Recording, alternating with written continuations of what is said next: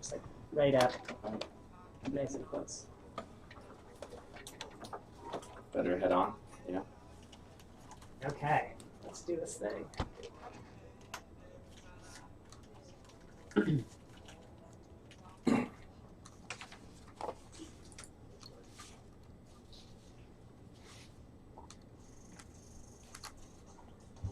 Oh.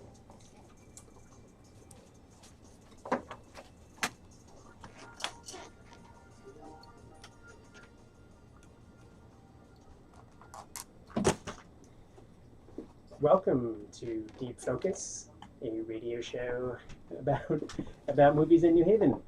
I'm your host, Tom Breen, and let me just make sure that the audio equipment is recording properly. Thank you very much, Harry, for taking a look at this. Okay, let's just get started. So on the first segment of today's show, we'll be talking all about movie adaptations of works of literature. I'll be joined by New Haven Review founding publisher Bennett Levitt Graff to talk about what makes for a good movie adaptation of a novel, short story, or play. We will also be talking about what are some of the challenges and benefits of making that transition from printed page to screen, and what are a few examples of our favorite literary adaptations. We'll also share some thoughts, in particular on one such literary adaptation, The Dead, a 1987 film directed by John Huston and adapted from the 1914 short story by James Joyce. On the second segment of the show, I'll be joined by Connecticut-based poet and teacher Kate Russian to talk about A Quiet Passion, Karen Stavey's new biopic about 19th century American poet Emily Dickinson. Although not a direct adaptation, thank you, Harry, of any particular written work, A Quiet Passion offers another perspective on representing literature through the movies, in its way, in the way that it closely interweaves Dickinson's poetry with her life, underscoring her preoccupations with fame, truth, beauty, and death. But first, I'm very happy to welcome back to the show Bennett Levitt Graff. Bennett is the founding publisher of the New Haven Review, a literary magazine based out of New Haven, Connecticut. And we first had Bennett on the show way back on episode 26, a year and a half ago, I think, to talk about his father's film collection, the Herb Graff Film Collection, which resides at the Yale Film Archive. Bennett, thanks for coming back on the show. It's a pleasure to have you here. It's a pleasure, Tom. Okay, so I want to start our conversation about movie adaptations by not actually talking about movie adaptations, but rather kind of theatrical adaptations of sorts of short stories. You run a series called Listen Here, based out of the Institute Library, and I wonder if you could maybe introduce that series to our listeners, for those who aren't familiar with it, and tell us about a bit about what happens at Listen Here and how you came to be involved with it. Sure. So Listen Here is a program that's actually existed for a number of years. When it was originally conceived, approximately 7-8 years ago, it was actually done in the coffee houses of New Haven on a weekly basis, and we rotated between coffee houses. That was a fairly intense schedule, and it was an all-volunteer activity at the time. There was a brief hiatus in it, and then the event actually moved over to a more stable arrangement. It occurs on the third Tuesday, 7 p.m. of every month, with the exception of the summer, so not July and not in August, at the Institute Library, which is located on Chapel Street between Church and Orange. The arrangement is actually 3 organizations. It's the New Haven Review, I represent it, and I pick all of the stories. The New Haven Theater Company, which is an all-volunteer theater company, and they provide our readers. And then the Institute Library itself operates as our base, where people will come and listen. The format is relatively straightforward. Actors will read 2 stories. It used to be the case that when we read it in the coffee shops, they would just read the 2 stories and we were done and everyone went home. But we actually started adding a talk back after the 2 stories are read, and that has proven very, very successful. We often manage to get about anywhere from 20 to upwards of 40 people, and it basically runs like a class. Someone once described it to me very, very aptly as it's like a book club, but you don't have to read the book ahead of time. Because central to the activity of Listen Here is that the story is read to you, right? It's performed at the top of the evening, and then the conversation ensues afterwards. And the reason I wanted to start off by talking about Listen Here is not just because I think it is a wonderful regular event that happens in downtown New Haven that people should know about, and also the first ever event that I wrote about for the New Haven Independent. That's my first article for this paper. But also it gets at the core of this question that we're going to be talking about today in a slightly different medium, which is that of adaptation, of taking an artwork kind of originally conceived in one format and bringing it over into a related but pretty wholly different other artistic format. Here in Listen Here, we have short stories written for the page, kind of translated into something that is more like almost delivered like a monologue by an actor who interprets the text and kind of performs it for an audience. And I wonder how, still thinking about Listen Here, I don't know, after 7+ years of having actors read short stories aloud before audiences, what have you learned about the way that kind of short stories make their way from the page to the kind of theatrical, not stage, but maybe the podium at the Institute Library through Listen Here? Anything that you've learned about adaptation, you picked up on which stories translate particularly well or which lead to most fruitful conversations? Well, certainly any story that actually has a dramatic component will lend itself if it has a dialogue, if it has a very clear narrative. A story that tends to be very, very cerebral, a story that could be unusually postmodern in its structure, where it maybe takes advantage of the way words look on the page. These are difficult things to really convey. A perfect example of this phenomenon is the use of quotation marks. So not quotation marks around dialogue. Dialogue sometimes you can intimate through change in voice, but what happens when a term is put in quote-unquote scare quotes? How do you convey that? Or how do you convey something that is parenthetical if that parenthetical element is actually grammatically, or rather syntactically, fully integrated into that sentence? You couldn't necessarily tell that this is a parenthetical element unless you were doing something, making parentheses marks with your hands, which would be a strange gesture to begin with.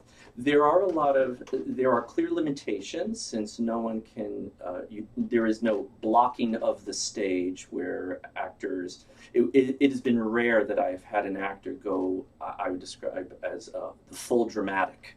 I did have one actor who did Edgar Allan Poe's The Black Cat, and by the end of it, he was essentially, with the story in one hand, he was tearing his hair out and shrieking at the end of it. That's a rarity. More often than not, the actors remain composed. They also have to concentrate very, very hard on reading the material. Sometimes that can be a pretty significant challenge, not because the actors themselves are incapable readers, but sometimes the language of the story is doing pretty remarkable things. For example, we've had stories where there is a sentence that is interminably long. Purposefully so. It's supposed to express some sort of idea through the structure of its sentence, maybe a stream of conscious thought, etc. That breathless sentence, that sentence that goes on and on, I have seen actors get lost in that kind of thing. So that accents is a key issue. And of course, one of the biggest key issues, which we do keep very much in mind, is crossover. Should men read stories that are told in the voices of women? Should women, vice versa? Should someone who is not African American deliver an African American story? We don't treat these as black and white lines in the. They're not lines in the sand, but they are always live issues for consideration. So one thing I love about Listen Here, and love talking with you about it right now, is that Listen Here, unlike the other adaptations we're going to be talking about soon, I think prioritizes kind of absolute fidelity to the source text, right? This isn't an interpretation in terms of changing the material that you are looking to discuss, or the material kind of originally conceived of and written by the author. This is maybe adding some further kind of embodiment through the voice and the performance of the actor, but there's no kind of messing around with the original text. And that's why, when you get to issues of punctuation, there's a wonderful moment in the movie that we're going to talk about in the second half of the show A Quiet Passion, in which Emily Dickinson kind of chews out her publisher for changing a few of her commas and mixing around a few hyphens. And he says, I wanted to make it more understandable to our readers, but for an author as meticulous as Emily Dickinson, and a lot of the ones featured in Listen Here, punctuation is as important as the words that appear in between the punctuation marks. Let's transition a little bit towards movie adaptations, because I think that this kind of gets us started on some of the challenges and maybe the rewards of bringing a text from the page to a different format. But before we start talking about any specific examples, and I know we're going to talk about The Dead in particular, as you've been ruminating over what makes for a good movie adaptation, based on the homework that I gave you before the show, are there any general principles that you would care to lay out and that you think that this is, well, not necessarily a recipe for a good adaptation, but these are the things that you look for when watching a movie adaptation? And we're talking about adaptations of literature here too. I mean, we'll talk about what the connotations are for literature as opposed to any previously written source material. But when watching a movie adaptation of a work of literature, what are you looking for, and what do you think are some of the hurdles and the rewards? Well, one thing that let me at least emphasize what I'm not looking for. I don't worry about minutia. So if small elements are changed, I don't regard those as sufficiently important unless they really alter the meaning of the work, the overall impression, the thematic richness of the work. So what are the things I do look for are dramatic changes in, say, persona or plot that can significantly alter our understanding of the work. And at a minimum, we can I did outline for you in writing some of the possibilities, but one very big distinction one can draw right away is between based on and inspired by. Because there are movies that are based on a work, meaning that in some form or another, they really are hewing to the work. But there are those that are inspired by, as in the sense of it took the basic premise of the work, but really has dramatically rewritten the story, made almost another novel out of it with the same material. I think that's a critical distinction that you're drawing, and it's one that I think I'm most interested for this conversation in talking more about the based on than the inspired by, in the filmmakers who have kind of decided to adapt a certain work of literature because of their appreciation of that text, not just a glimmer of interest in a part of the story, or even a character that they want to take on a slightly different path or explore certain kind of backgrounds or different angles on that particular character. But someone, there's an exchange in the book Hitchcock Truffaut, where the French director Francois Truffaut interviewed the great Hollywood era filmmaker Alfred Hitchcock, and he was asking if Truffaut asked Hitchcock if you ever make an adaptation of a book like Crime and Punishment, like a masterwork of world literature, and Hitchcock said absolutely not. He said that for works that are already masterpieces in their original format, there's no need for a filmmaker to apply a kind of parallel visual vocabulary. If it exists perfectly already in the book, no need to turn it into something else. What he did with works like Vertigo or The Birds or anything else, he took novels that he really had no interest in their literary value, but rather saw, again, that glimmer of interest, something that he thought would translate well to a different format that maybe could realize its potential better in movies. But maybe the next question I have for you then is, do you think the based on approach is inherently a foolish one? Is this something, hubristic to say, here's a masterwork, I'm going to try to make another masterwork in a completely different way out of this masterwork? Well, let's be clear. Not all adaptations to film are from novels that are masterworks. So the best known example is The Bridges of Madison County, which had appeared as rather pop commercial sentimental fiction, and many people agreed that the version of the movie that was made with Clint Eastwood and Meryl Streep actually was a very excellent rendering of a novel that came across as relatively successful commercial pap. So there is that element. But when we get to the adaptation of a work of literature for a movie, there's different issues at play. So one thing is, I don't take too much stock in the Hitchcockian notion that there is a perfect masterwork and the form in which it has appeared is not only an instance of its perfection, but any other iteration in any other way in which we would care to grasp that work can only be a disservice to the work. With the understanding that there is always going to be a certain amount of transformation that occurs when any sort of artistic object is then migrated into a different format, whether we're talking about a painting that becomes The Girl with the Pearl Earring, where we went from painting to novel to movie. What we're allowing is a certain amount of artistic license that in one sense we have to allow because artists, even across media, steal constantly and steal, and there are those who steal well and those who don't. So we could draw a distinction between fiction that is not so great and fiction that is certainly very, very fine, and what it means to create film adaptations of those. But my response would be, you might want to respond to the film adaptations differently to each. One may be a question of aesthetic value. Gosh, is Bridges of Madison County movie so much better than the book We're Done, as opposed to the Keira Knightley Pride and Prejudice is a really interesting and I think fairly solid attempt to transform the novel into the film, into the language of film. And for what it's worth, it does what it does pretty well as a film. I'm talking with Bennett Levitt Graff, the founding publisher of the New Haven Review, and this is Deep Focus, a radio show about movies in New Haven. I'm your host, Tom Breen.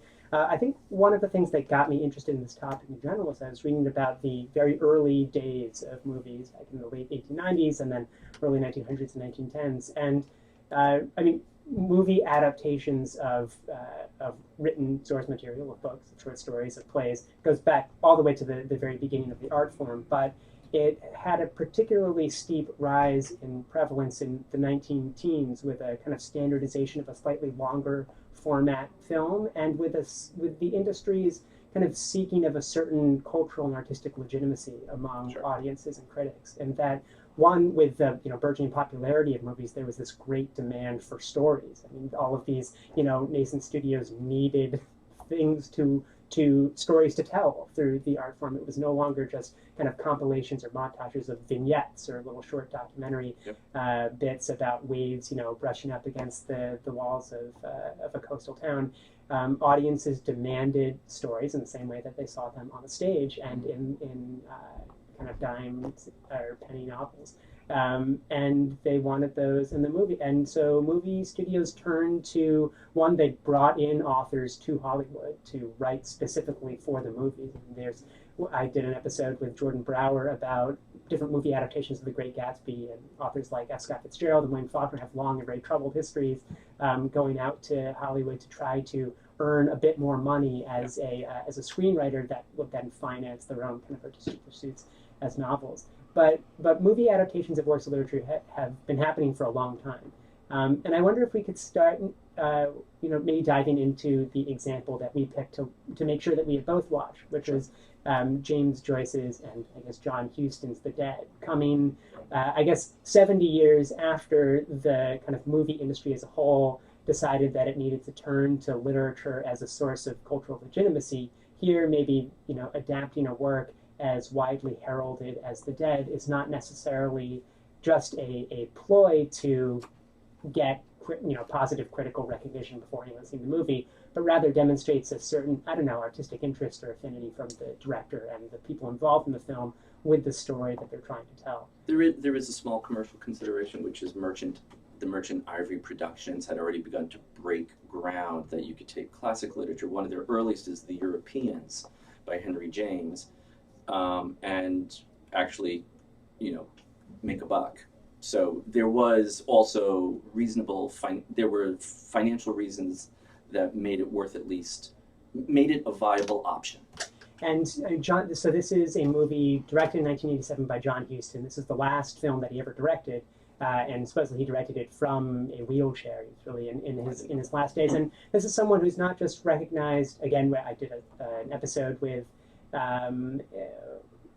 about all about John Huston films. I'm blanking on the name of the guest I had on that show, but if you go to defocusradio.com and search for John Huston, you'll find a whole episode about him. But he's no stranger to literary adaptations as well. One of his most famous movies, The Maltese Falcon, is based on a Dashiell Hammett novel, and of course he also adapted Moby Dick with Gregory Peck, which was not the most successful of adaptations. But here, coming in '87, we have an adaptation of a short story by James Joyce from his 1914 collection, Dubliners. I wonder, maybe the first question I have for you about the, well, simultaneously movie and text.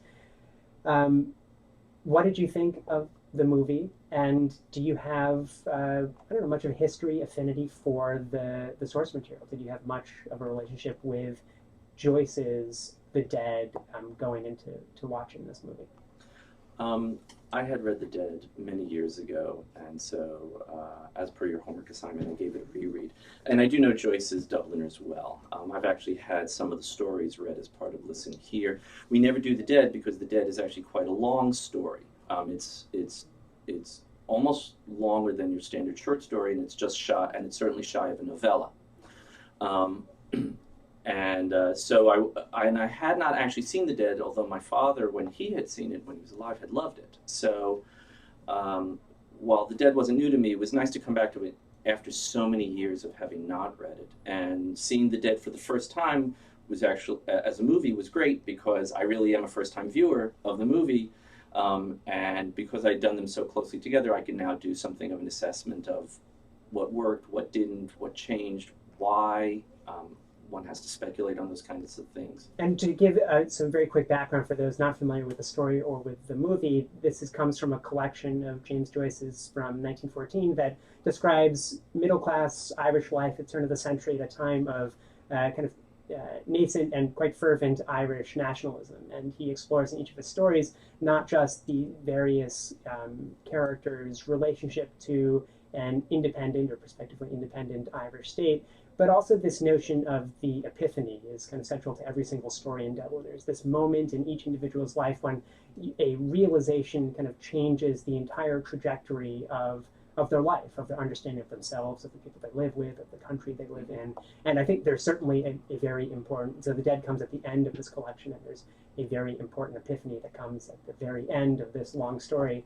But for the most part, this is a relative, I mean, you were talking about how some of the best stories for Listen Here are the ones with quite a bit of drama to the narrative. There is not a lot of drama at all to most of The Dead, in that it describes a relatively kind of not directionless, but there's not a kind of hard and fast narrative that anchors The Dead, in that it takes place at a middle-class Dublin party, an annual party in the winter, and we see a man who is, preparing to give some kindly remarks to his hosts about Irish hospitality, and he runs into a few people who upset him, inspire him, anger him, arouse him, and then there's, maybe we'll get towards the ending in a second. But in terms of what did you think of The Dead, the movie, as an adaptation of this short story by Joyce? Did you find it faithful, effective,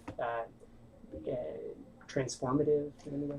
Well, certainly there are definitely transformations in the course of the depiction. The one thing to understand about a Joyce story, also about the fact that not a lot happens, is Joyce, in this sense, writes in the tradition of Anton Chekhov.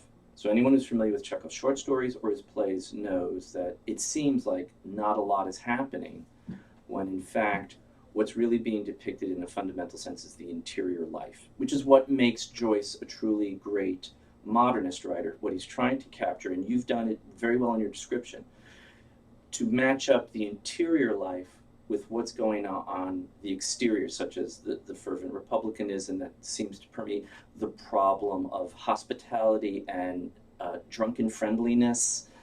There's also a bit of a spat about the Catholic Church. And one of the themes of the story itself is The Dead is meant to not merely encapsulate what happens at the end. It's really about the past versus the present, looking into the future. And the past is the dead, and the present are the living, and how they both carry one another forward into the future.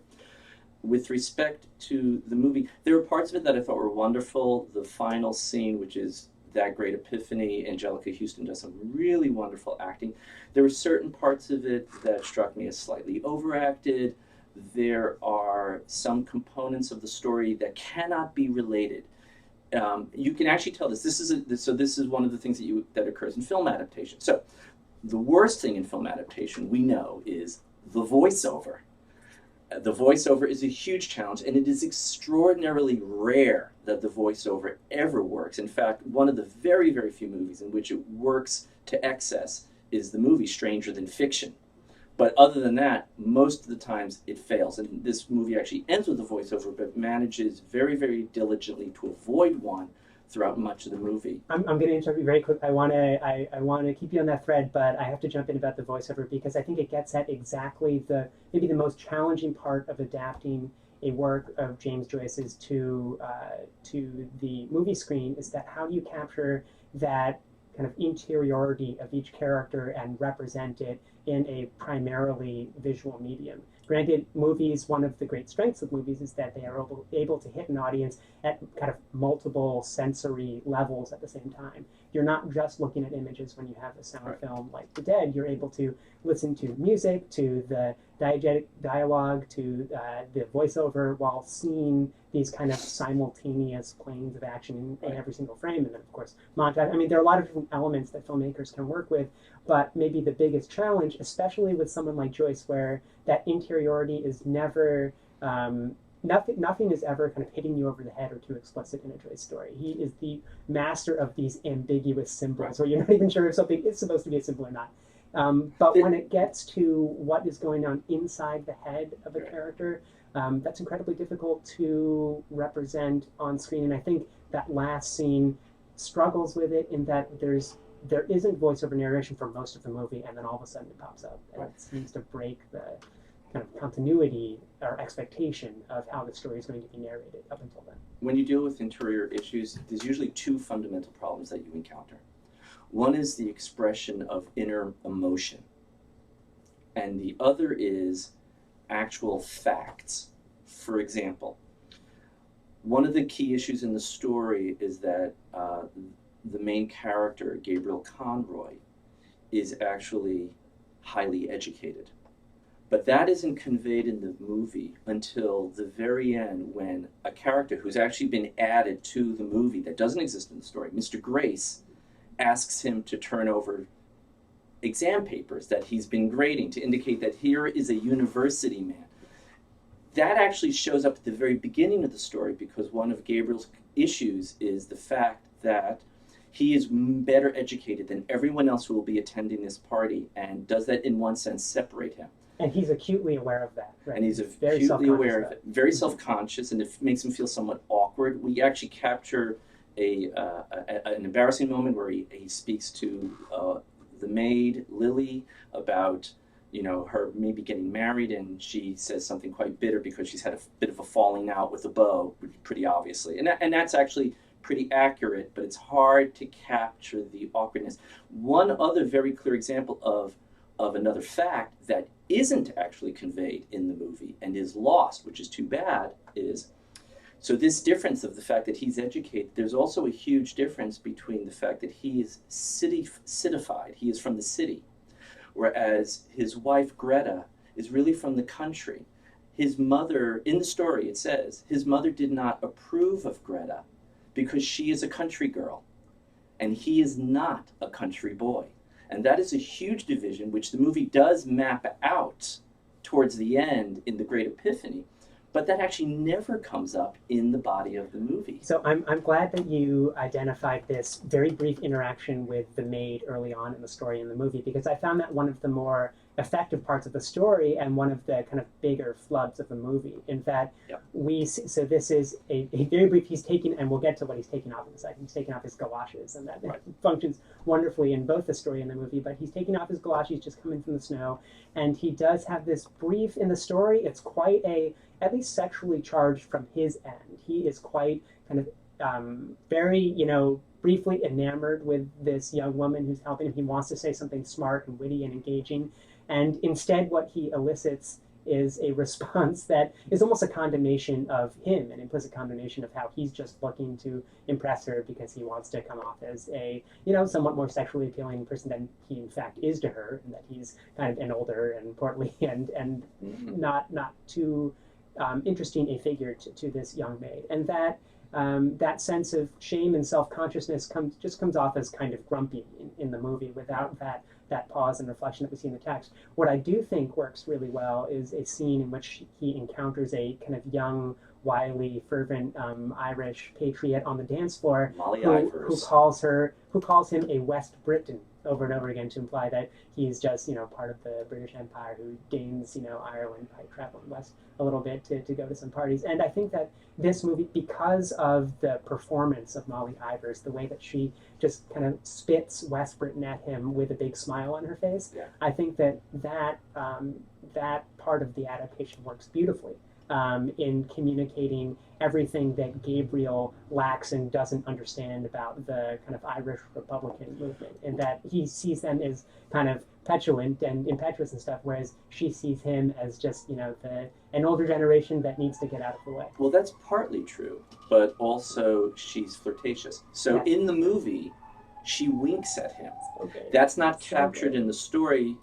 In the story, actually, that would fall flat. But what she does do in the story is she holds his hand very, very firmly. It's clearly conveyed almost that it's a kind of seduction scene.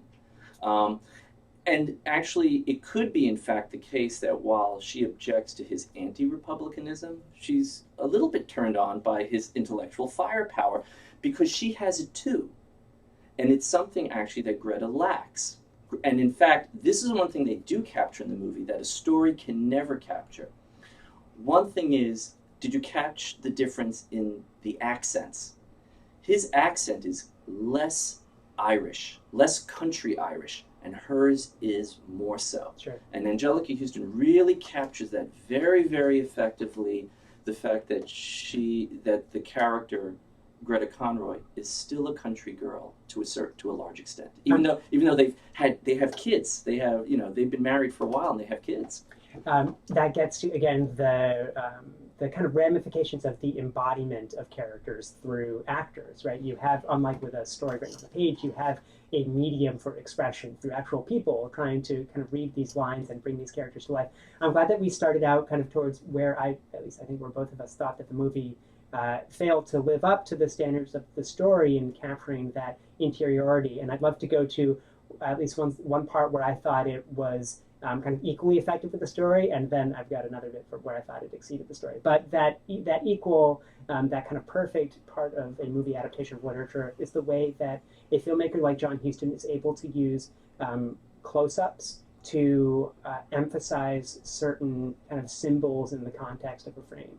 And I'm thinking in particular of the galoshes. And these galoshes, these kind of rubber boots that Conroy wears on the outside of his boots to keep his feet from getting too cold, come up over and over again in the story. And Huston is able to draw the audience's attention to the kind of symbolic significance of it without, I found, hitting us over the head, by offering the occasional close-up of the galoshes. In the story, we have to rely upon Joyce's occasional description of them, or someone makes a joke about wearing a galosh. Here, we get to see them kind of occupying just kind of blown up to fill the entire frame. We see these silly, protective, and again, something that represents Conroy's alienation with the country that he's in, his inability to make meaningful sexual contact with we actually need to characters. So one thing we need to convey to the audience is the big deal about galoshes is they're European. It's a European phenomenon, wearing galoshes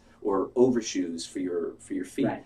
And in Ireland, everyone still is walking around without galoshes and just getting their feet wet. It's like putting on a glove to touch someone that you care about. It's, all the other characters laugh at him for wearing galoshes. And I think that Huston, and he does this with the food at the dinner table as well, the way that the camera is able to keep its eye trained on a certain element of the scene is something that I think Joyce does masterfully in describing, in these, 40, 50 line paragraphs about maybe not that long, but these very long paragraphs about all of the food consumed, and you get a sense of just the like soporific decadence of this table. You know, they're just kind of eating themselves to sleep. Here we get to see the tray passed along from hand to hand, and we really get to focus on this symbol that both Houston and Joyce want us to pay attention to.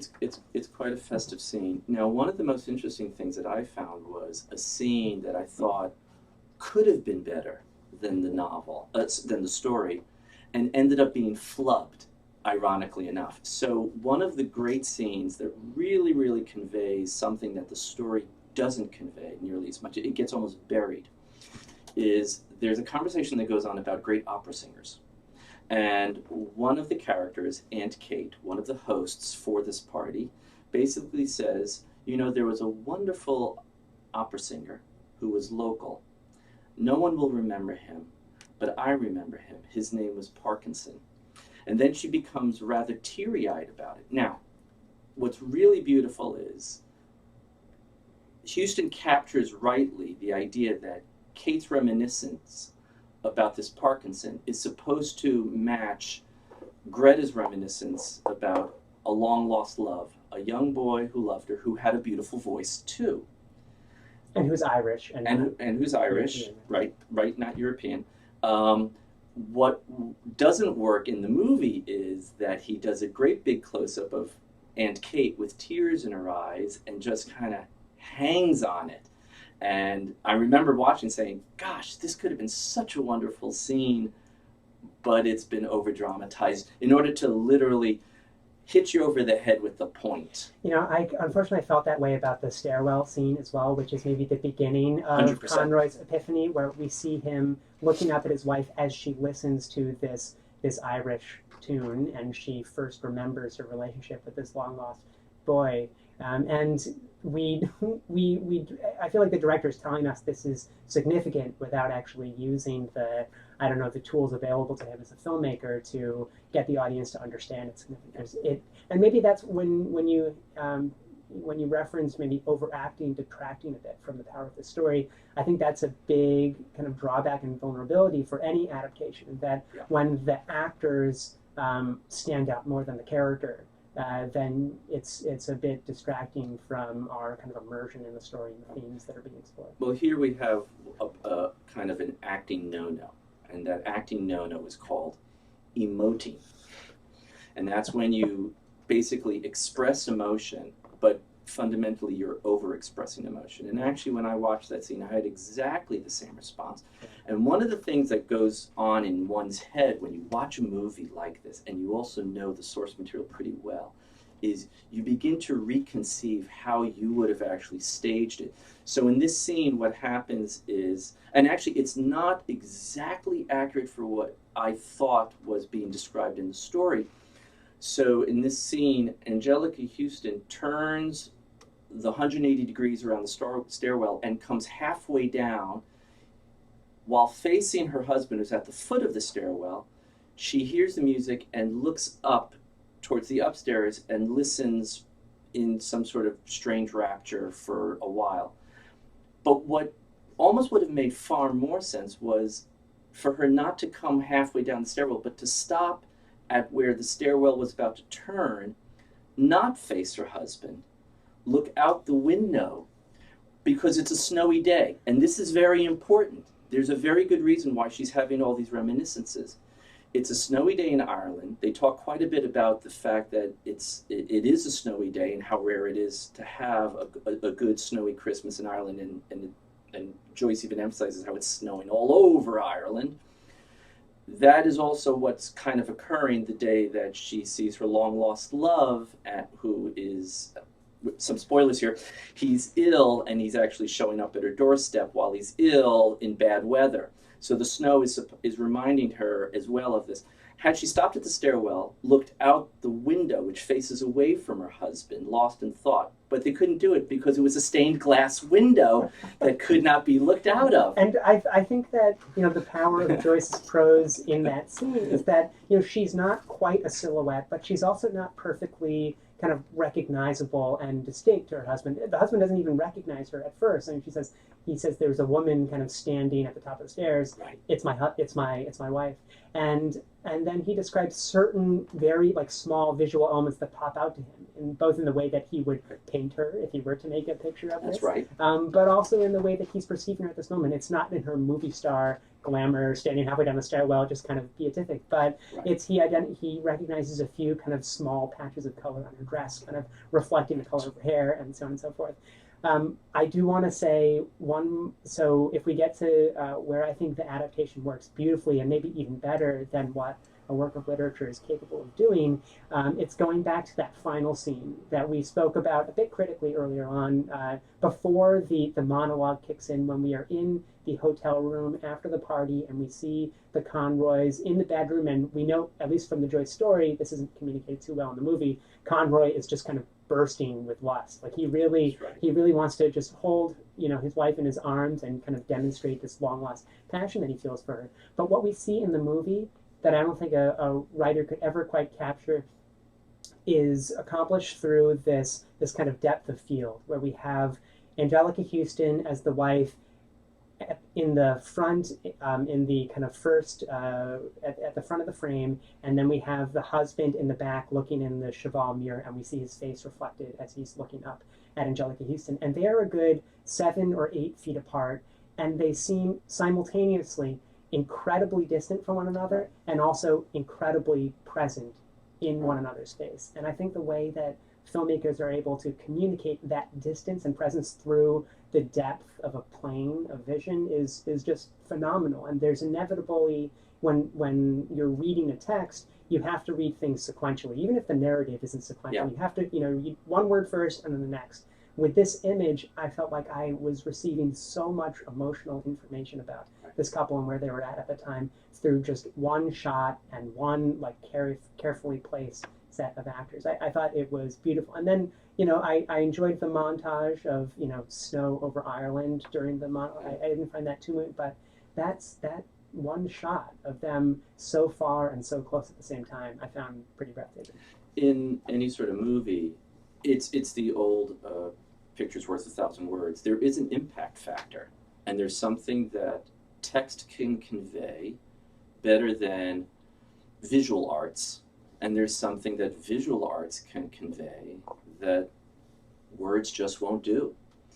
That's just the reality of experiencing art, and that's actually one of the reasons why we want to experience art. If someone was to write a symphony called The Dead, it would be a very different experience. By the way, one of the interesting things about this movie is there's very little scoring. In fact, the 1 or 2 times when music actually shows up that's not played in the household is itself one of those other jarring moments, almost superfluous. That's actually one of the things I love about the movie. There's so little scoring, and I love a movie that feels bold enough to go ahead without scoring, because scoring also tries to uplift the emotionality of the movie, sometimes superfluously. Right. Manipulate is another way that one could describe how it exaggerates. Right. It exaggerates, unless it's ironic music, and that's a totally different phenomenon altogether. This is a very musical story, and music plays a very important role in the context of the story. And I think Houston made the perfect decision in being spare and how he deployed that music, because when it's used, we know that it functions in the context of the kind of emotional arc of the characters, as opposed to something that's meant to entertain us from one scene to another. We are almost at the end of the show, and for podcast listeners, you will have to check out my conversation with Kate Rushin on the podcast. We won't have time to play it during our radio conversation here, but I want to make sure to ask you, Bennett, before we end our talk, about any other movie adaptations of works of literature that you want to recommend or share here today. You sent over a few in an email. Yeah, I'll just share maybe one. Share a few titles. I'll share 2. But also tell me why you like it. Yeah, I'm going to share 2 because there are 2 in particular that to me. So there's 2 that are very different, but they have a similar. They address a similar phenomenon. One is the movie that solves a problem, and that was in the book. And the other is the movie that makes a significant alteration that really deepens the result. So let's do the second one first, which is deepening the result. So my classic example is Willy Wonka and the Chocolate Factory as opposed to Charlie and the Chocolate Could you Factory. get a bit closer on the mic too? So in Willy Wonka and the Chocolate Factory, there's innumerable changes, and you can even go to the Wikipedia article and they actually document all the differences between the two movie versions and the book. But the one huge change made in the first movie, the one with Gene Wilder, is Charlie Bucket's father is not living. And that's a huge, huge change because it changes the entire trajectory of the movie.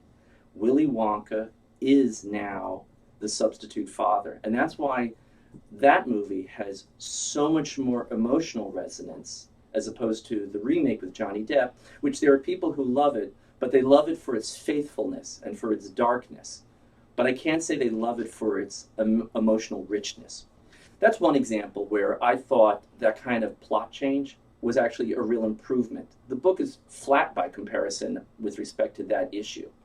And talk about the perfect kind of actorly representation of a character, and Gene Wilder representing Willy Wonka. I mean, there may be no better pairing of literary character with not only Gene Wilder, but even some of the child actors, especially the one who plays Charlie. The one that solves a problem, and I recommend this to everyone, is I've been a huge fan for many years of the movie Enchanted April. This is based on a novel that was written in 1922 by Elizabeth von Arnim that is called Enchanted April. And I had decided to actually read the novel many, many years later, after even seeing the movie probably for the fourth or fifth time, to see how well they tracked. And what was amazing was they tracked very, very closely, which is not unusual for a movie that was actually a BBC Studios movie. But it had one change that solved a problem in the novel that is so heinous, it almost literally ruins the novel. And I don't even know if we even have enough time to get into it, but in essence, it's you only have 15 seconds, I'm afraid. So whatever you want to communicate about in 15 seconds. I recommend people should see Enchanted April, which is a wonderful, wonderful movie, and then go ahead and read the novel. It's actually quite a good novel, except for this one difference in how two characters get treated and come together at the end. The movie does it so, so much better. I'm going to very quickly throw out a few recommendations of my own before the end of the show. I wonder if you would agree with any of these. The Great Gatsby, the 2013 adaptation by Baz Luhrmann, I find a perfect adaptation of F. Scott Fitzgerald's kind of frantic, ecstatic jazz age text with Leonardo DiCaprio as Jay Gatsby in that. The Trial by Orson Welles, a 1952 adaptation of Franz Kafka's novel. Throne of Blood. Akira Kurosawa made a number of very important and very fantastic adaptations of Shakespeare plays, and this is his adaptation of Macbeth. Talk about completely transforming the story, both in terms of setting and characters. Which is his King Lear. That's Ron, actually. Ron, sorry, thank you. Yes. And Long Day's Journey Into Night by Sidney Lumet, the adaptation of the Eugene O'Neill play starring Katharine Hepburn. And one of the other great adaptations is actually To Kill a Mockingbird. It's a wonderful book and it's a wonderful movie. Bennett, where can people find out more about the New Haven Review or anything else you want to plug? Is there a website you can? NewHavenReview.com for New Haven Review, the InstituteLibrary.org for the Institute Library where we host our readings. Bennett, please come back, talk more about movies with us. It's a pleasure to have you on. Thank you, Tom. It was an honor. Okay, you can find a complete archive of Deep Focus episodes at deepfocusradio.com, including my conversation with Kate Rushin about A Quiet Passion. We will catch up with you next week.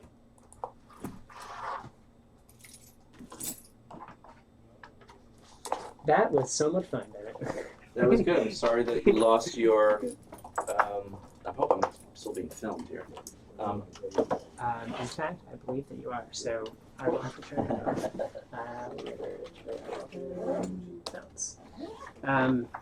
No, it's, I mean, so few people listen live versus listen after the fact, so... How are your numbers? How are your podcast numbers? I'd say the most listen. It's difficult to track exactly how many are listening through iTunes, but on SoundCloud, if I get like over 100 listeners, that would be great. Yeah. So we'll see if that happens, but tough to tell. You know, the thing is, if you were trying to find like some sort of weird advice about like how to make it pop a little more, Yeah, please. I would talk to Mark Oppenheimer.